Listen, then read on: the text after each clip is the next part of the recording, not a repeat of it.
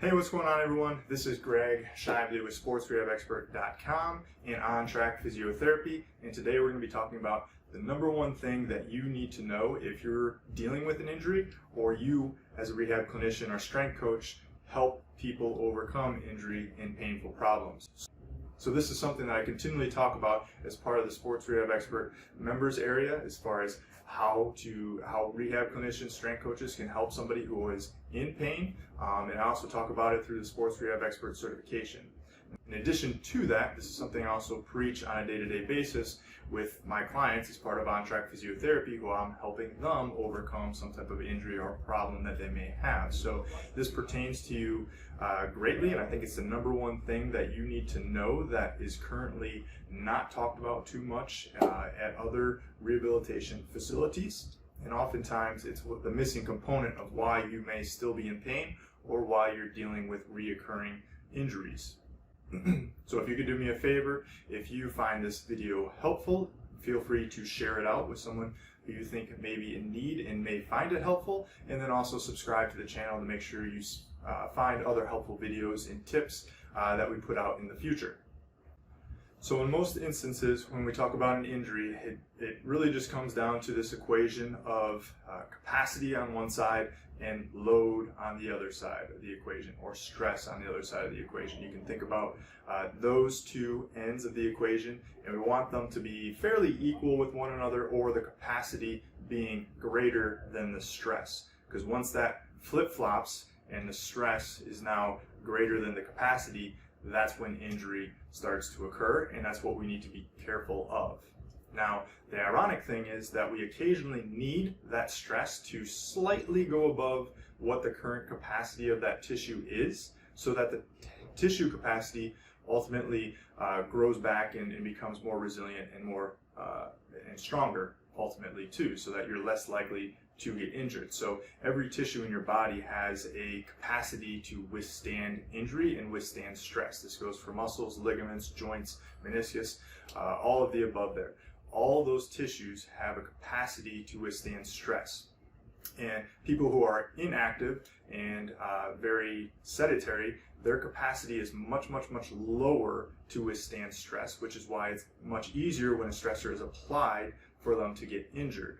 Now, that being said, in order for the capacity of a tissue to improve, we have to start stressing the individual slightly above their current capacity, so that their body develops stronger and stronger capacity and more resiliency to withstand injury or withstand stress. So we have to apply a stressor to improve capacity, but we don't want to overshoot that capacity by too much, or by even just a little, but over a longer period of time. So those are the two reasons why an injury could happen: is a significant amount of stress applied in a short period of time.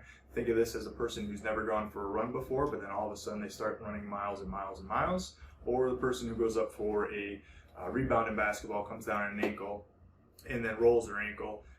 There's a lot of stress applied in a short period of time, and it is significantly greater than the capacity that the tissue can withstand. So that's a reason for the injury to occur. Now, the other reason injury can occur is a stressor is applied. That could be through life, it could be through workout routines, it could be through inefficient mechanics, lifting mechanics, moving mechanics, and things of that nature, where there's a small amount of stress, but over time that starts to accumulate, and we never allow the ability of our body to rest and allow that stress to go down, and as a result, that stressor keeps accumulating more and more, and ultimately it reaches a tipping point where it's too high above the capacity, where injury starts to happen. So that's a very important reason why rest is an important part of this equation, so that small amounts of stressors, when we overreach our capacity, can then come back down, so that we're not staying above our current capacity for too long. So that's why I like to think about capacity as a bucket. Is when that bucket starts overflowing, that's when problems start to ensue.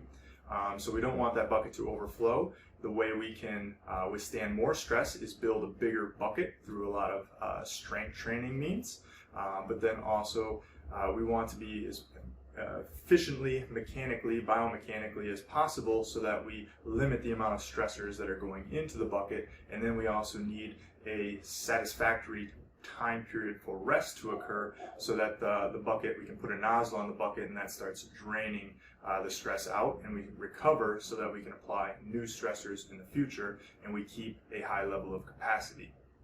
Now, finally, the last issue that I want to talk about is people who are dealing with pain for a long period of time.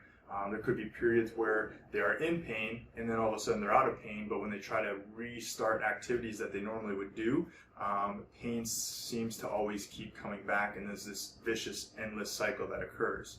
What you have to remember here is that pain is a reducer of capacity.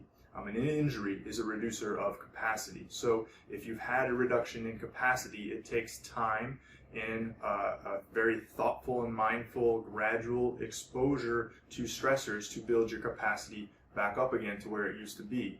If you get out of pain, it doesn't necessarily mean your capacity was at the level that it once was again. So you have to take your time, and you have to apply specific stressors done under a specific time frame in order for that capacity to start rising again, so you can start withstanding the stressors that you want to ultimately get back to doing because of enjoyment. So going for a run, working out, playing a sport, playing with your grandchildren, all those things matter, and we have to do our due diligence to be able to build the capacity back up so that we can withstand stress again. And that's ultimately where we come in as healthcare professionals, to give you a systematic approach to thoughtfully, mindfully, and confidently start building your capacity of tissue back up again, so that you can withstand the stressors that you would normally experience within the life without feeling limited in your daily activities. So if that's something that you